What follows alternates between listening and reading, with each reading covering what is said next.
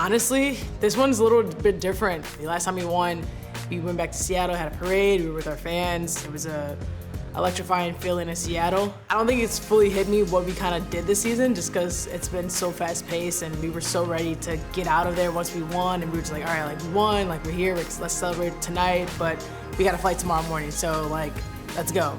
So for me, you know, I don't think it's fully hit, but one of the seasons, one of the championships, probably no one will ever forget.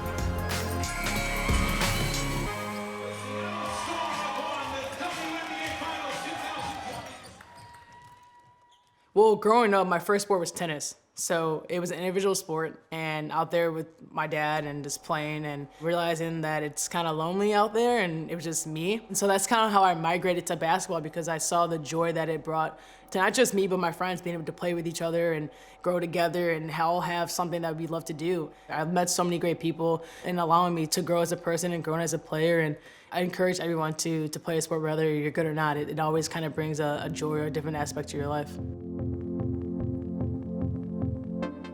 If I had to read something myself, it took me hours to understand and process. But if my mom was to read it to me, I could tell you everything, I could figure it out in less than 20 minutes. And so my mom, she was a teacher at the time, she just knew. So she took me in and got me tested, and realizing I was dyslexic and had ADHD. At the time, like, my world was just shook. My life was over, like, what am I supposed to do? And then I got into high school and I met some great teachers who really helped me understand how I learned. I think the biggest thing is my mindset to it and understanding that it's who I am and I have to embrace it. Yeah, so Kobe, we talked a lot, obviously. They had a game at Staples Center, and he hit me. He's like, hey, like, after you're done, come right over and I'll be here. Everyone's walking back out to go warm up, and Kobe's in there, and right away, as the door opened, he's just like, hey, what's up, how you doing? My dad and I were like, hey, what's up? This all happened at halftime of a Lakers game, and that was our first time meeting. He was just like, anything you need, let me know. And we were like, this is mind-blowing.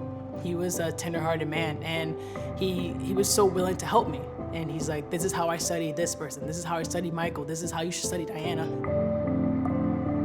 That moment right there was the start of our mentorship, our friendship, and ever since then, he's always been that guy for me.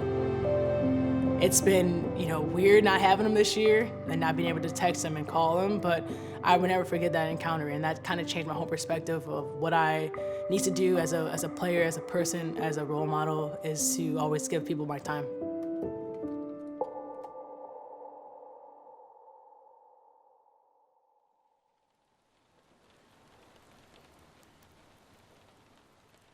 He always used to ask me, like, do you read? And I was like, no, I hate reading because it takes me forever. I get frustrated, it gives me headaches, I just feel discouraged. He's like, oh, okay.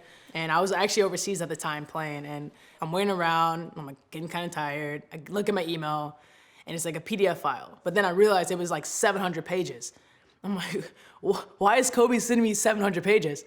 And I look, and it's his book. He texts me, he's like, hey, you know, read this and let me know what you think. Maybe hit me in, you know, in a month. And I was like, a month to finish this 700-page book, like your first novel? He's like, let me know what you think. I'm going to publish this, and I've been working really hard on it, and I really want to know your thoughts. And I was literally like, do I tell him I'm not going to read it? Because this is unbelievable. Like, I hate reading. I can't, like, this is such a struggle for me. And I straight up told him, like, Kobe, this is hard. He was like, you got to read it. Like, you got to face your fears. And that's what this book's about. And that's why I sent it to you. And I was like, well, I mean, I can't not read it now. And I finally finished the book. I hit him and we talked about it. And it was really cool because we basically had, you know, a book club with me and him. I mean, I don't think he fully understood the confidence that he gave me to continue to read and kind of get out of my comfort zone. I mean, I know he pushes me in so many different ways, but this one was different because it was completely non-basketball related. And that book really kind of helped me push forward mentally. How were you able to be in this zone, in this moment, during one of the most difficult seasons? You know, this year has been a lot for me. This is for Kobe, Gigi, for Breonna Taylor. We had a lot of emotions coming to this game, so it's very emotional for me. Looking back at the season, how it all came about, I think the biggest thing that I'm more proud of than even winning a championship is the Say Your Name campaign and Breonna Taylor. That's one of the main reasons why we all came down to play. Being a strong Black female athlete, It's something that I never really fully embodied or embraced until this season. We were the only Black family in the suburbs, and I never understood why my mom always took the time to educate my friends or the school districts or our neighbors. I was like, Mom, like, no one wants to hear about that. No one really cares. But now it's like, I understand the importance of telling your story. You look at Breonna Taylor, who lost her life, you realize that that could have been me. And knowing that, you know, your life could be taken away in an instant, it's scary. We had something bigger than just basketball for once. And so knowing that I have a choice, I have a voice, I have a reason to talk about things that are going on in this country and educate, and we're playing for people who don't have a voice. And so that was really special. I learned that time is something that we don't get back, and it's super important to give your time to people. So I have my number posted on my Instagram. People text me daily. I try to do my best to give my time to people and be as open and as vulnerable as I can, and understanding that off the court things like having dyslexia, you know, understanding that you feel like you're at the bottom of the totem pole.